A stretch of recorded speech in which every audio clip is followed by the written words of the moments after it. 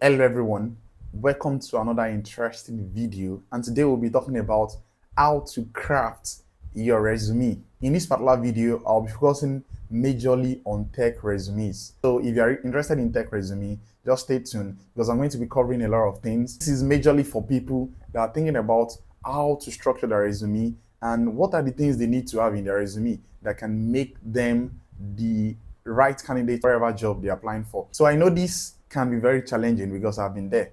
It's not easy, especially when you don't have a lot of experience and you want to structure your resume. If you are new to this channel, this is a good time to subscribe to this channel and give this video a thumbs up. This will help me get to other people out there and they can find this video very useful. What is a resume? A resume is a simple document that gives highlights about your experience, your educational background, and your special skills. So mostly your resume should be about one page containing all those nice and sweet experience that you already have. So I know one of the major challenge a lot of people have is that they don't have enough skills or experience to even have something in your CV. And this is why you need to look out for roles or opportunities that can help you have a lot of experience in your CV. So for example, if you're new in tech and you've learned about, let's say, web development, for example, join hackathons or join bootcamp programs so that you have a lot of information in your resume that makes you perfect for that particular role. So in one of my recent videos, I talk about some of the projects you can take on, especially when you're new. You want to try out some, that's for software engineers, right? So, but if you're into other fields, you need to look out for test project or simple project that you can try out that can help you have one or two things in your CV, especially when you don't have any experience at all. You can enroll for boot camps so that give you experience in building some project or working on anything. This is very important because these are the things you'll be filling in your resume, because it's expected that you have experience, not necessarily professional experience in most cases, especially when you're new, but at least something that can show that, oh, I've done this, I've done that, and this person is perfect for this role. So you also want to look out for leadership opportunities, right? Let's say you join a particular hackathon and you feel you have enough skill to lead that particular project. It's nice that you mentioned that in your resume, that you led a particular project, you led a number of people to build a simple project. This is very important because recruiters are looking for people that have worked with team and can also work on their own. And if you're looking for opportunities or how to learn, you can enroll for courses, like I said, and also join a community. A community will help you groom your skills. And I am opportunity to be part of a community, inventors community.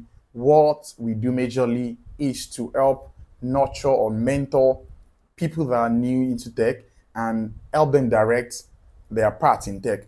Joining a community is very important because, for example, in inventors community, we host this yearly program called Build for SDG program, where we group people together to build a particular project. So imagine you're part of that particular group, you definitely learn one or two skills and you get a particular project that you can show out there and have on your resume that, oh, you've worked on this particular project and you build this particular project with so number of people, and these are the skills that you use for that particular project. So it's very important that you look out for communities to join. I'll be dropping the link to inventors community in this video so that you can also join and you can be part of most of those events. Now, let's assume you already have the skills, right? You build a lot of projects and you already have things that it takes to apply for jobs. So you need to understand the hiring process. This will help you while you are structuring your resume. In most cases, you see a particular opening, right? And you apply from a website. Whenever you submit your resume on the website, your application is submitted to a system called ATS, that's application tracking system. This is where recruiters can see your resume and help them manage your application from different stages of the interview. After that, if you're lucky, the recruiter selects your CV. So your resume is then passed to an hiring manager, which most likely will be the manager you will be under if you get selected for the job. So the ATS does a lot of things. It helps manage your application throughout the life cycle of that particular application, right? While you move from one stage of interview to another stage. So you also need to know one thing, like thousands of people are applying for that particular role, especially when it's an internship opportunity or a junior role, where a lot of people fall into that particular category. So most ATS do a lot of stuff like checking if your resume matches that particular role, and it goes through some sort of ranking system. So imagine that millions of people are applying for a particular role. There will be some sort of ranking that shows, okay, who is most likely fit for that particular role. And this is based on the resume is submitted.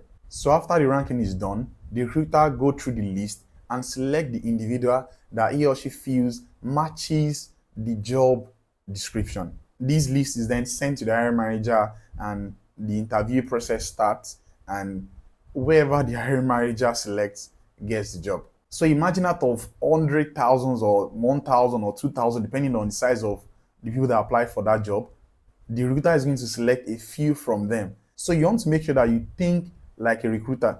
Imagine that you have a lot of lists to go through. So most times, recruiters don't spend more than about 5-6 seconds on your resume. And that is because they have a lot of resume to go through before they can select the best one for that particular role. So how do you craft your resume? Your resume should have at least 6 basic components. Number 1 is your contact information. Number 2 is your objectives or summary statements. Number 3 is your educational background. Number 4 is your work experience.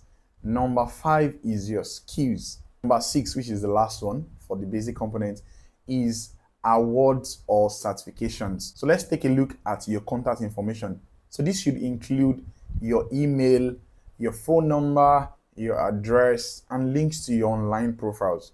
And you want to add the most important one, your LinkedIn profile, because most recruiters, they go to your LinkedIn profile and see your activities. So make sure you add your LinkedIn profile. If you are new to this channel, this is a good time to subscribe to this channel and give this video a thumbs up. This will help me get to other people out there and they can find this video very useful. So number 2, which is objective and your summary statements. Your summary statement should be very short. Should not be maybe more than 2 or 3 lines. Just talk about your skills and your years of experience, and maybe one hobby or how long or how passionate you are for tech or for that particular role. So number 3 is educational background.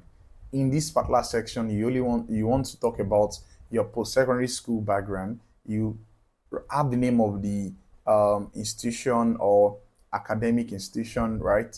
And you want to state the program you studied there, and you want to talk about the year you started and when you ended the program.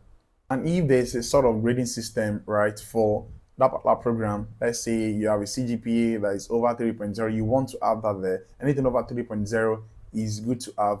That shows recruiters that you are a good and brilliant student. Number 4 is work experience. In this section, this is the most important part of your resume because it speaks a lot about you, especially when you are still new in tech, right? You have probably very little experience. This is where you now talk about all those projects you've worked on and what you did there. So let's pick a particular project, for example, or let's pick a particular company. Let's assume that you've interned for, let's say, a tech company, or you join a particular program and you build a simple product. How do you structure each section? So for each company, you want to just talk about the name of the company, your role there, and what you did. You want to talk about the skill you use in that particular role. Most people just write, oh, I did this, I did that. So if it's a project, the same thing, right? The name of the project, how long it took, or how long you work on that particular project, what you did on that particular project. You don't want to just say, oh, I work with a team, we build this. No, you don't want to say that. You want to talk about what you can talk about those things, right? Don't talk about the things you did on that particular project. So don't just talk about the things you did on that project. Talk about your achievements. What did you achieve with that particular project? Or if it's a company, what are the things you help that company to achieve? It's very important because the recruiters want to see that you have value, you're bringing value to the company. In some cases, you work on multiple projects in that particular company. If it's a company where you're allowed to share maybe links to the project you've worked on, you can share link, add link to those projects you've worked on under the project. In some cases, you might not be allowed to share or talk about or go in depth into things you did or dropping link of a particular project. Especially, let's say some project might be internal, and even if you provide the link, there's no way they can access it. So you might ignore the links in that case. So you might want to break down those projects into different sections, because in some cases you might work with multiple projects, right? So you want to talk about each project, what you did there, and your achievements in that project. Then go to do the same thing for any other project under that particular company. So your skills and ability sections, right? You want to have a section that talk about the skills you have and the abilities. You know about project management, or you've been a tech lead, or you've been a lead, or you have leadership skills. You want to talk about all those soft skills that you have, and you also itemize the tools and the skills that you have. And you have to remember that each resume should be tailored towards a particular job description. So you want to have things that you want to write things that particular job needs. You don't want to just jam pack your resume with a lot of things, especially when you have so many experience, right? You want to make sure that the most important experience are the ones that you talk about. You don't want to talk about so many things that at the end of the day you are not focusing on the important ones. So it is important you focus on quality and not quantity. So if there are some experience that are not really relevant or not really important, you want to remove those experience. You don't want them to be on your resume. So in your resume, you want to make sure that you use nice and readable fonts. Remember that I said they spend about 6 to 8 seconds on your resume. So you want to make sure that you use fonts that are kind of uniform and they can easily scan through and see the details in your resume. The last component is certification and award section, right? So here you want to talk about your awards. Let's say you were given a particular award while you went. So you want to talk about all those awards. Make sure that it makes sense or it's tech related, right? I don't think it would be nice to have awards that are not really useful for a tech environment, right? And you want to include certifications.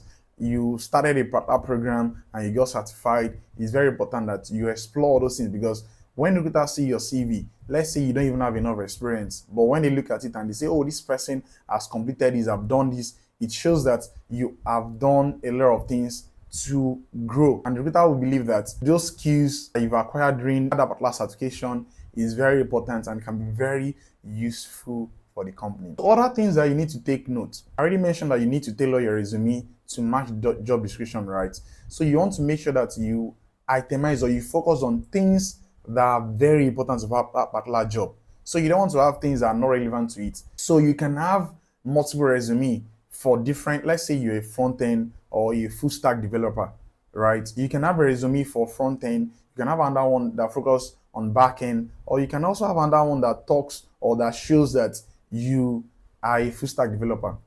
Remember that your resume is to tell the story about who you are. These people don't know you, and this is not a place for you to be humble.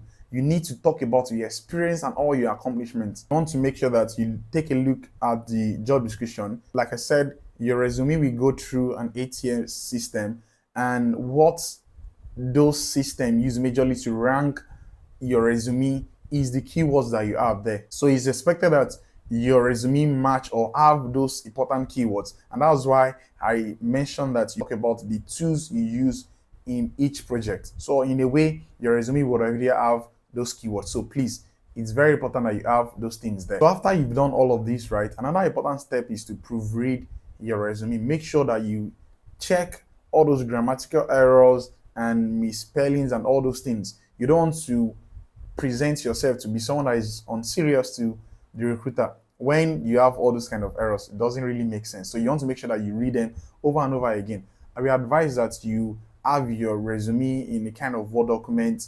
Then whenever you want to submit the application, you convert to PDF. So that way, whenever you find out that there's a misspell or there's any issue with your resume, you can easily go back to it and just edit them. I want to include one thing. So it can be difficult to get experience, especially when you're still very new, right? So this is where you volunteer for stuff. I remember when I started, what I do is tell businesses, oh, do you need a website? I can help you build a website. I know that those things we add to my resume. I can have something to say, oh, I have this in my resume, I have that in my resume, right? So it's very important that you volunteer for stuff, right? For even tech events, or volunteer to be part of tech communities. I already mentioned that, right? But you can also volunteer to be leads, or to undo a particular, anchor a particular section. This makes sense, right? Because recruiters be interested in some of those details, and they can also see that you've been engaging in stuff. Even let's assume that you've been working, they want to also see that you've been engaging in things outside your work. It's also very important that you show that. So please try to volunteer for a lot of programs, so that you have a lot of things to show, or you have a lot of skills to show in your resume. And when I mean volunteer, please volunteer for tech related stuff, or things that can help your career. Don't just keep volunteering for so many other things. You want to make sure that you volunteer for things that will help your career, that will help you grow, or where you know you're going to learn. Like I said, I volunteer to build websites. I know that while building the website, I'm going to be gaining some skills. I'll be having some experience, and I even had to even charge people very little amount, because I know that with the little amount, I'm encouraged and I can help improve my skills. So if you're thinking about making millions in the future, you don't need to start making a million now when you're starting. So you can start with very little. I'm going to be dropping links to some resume templates in the video description. Please take a look at them, and hopefully it help you. And I'm going to be dropping links to some articles that you can take a look at to give you more insight on how you can structure your resume. That will be all. And one important thing I want to do in this video is to give people opportunity to submit their resume, so that I can help you review. I can help you take a look at it and just tell you some mistakes you've done, or give you ideas on how you can make your resume look better. So thank you very much for staying to the end of this video. That will be all. Please take a look at some of my old videos. If you find them interesting, take a look at them, and subscribe to this channel. Give this video a thumbs up. Add comments. If you have questions, drop those comments on the comment section. I'll be taking a look at them, and I'll be answering your questions. You can follow me on all social media platforms, Anthony Adedayo. Check my LinkedIn profile, my Twitter. My Twitter is Tony Kenoni. I'll drop link to my Twitter handle in this video. Thank you very much, and I'll see you on the next video.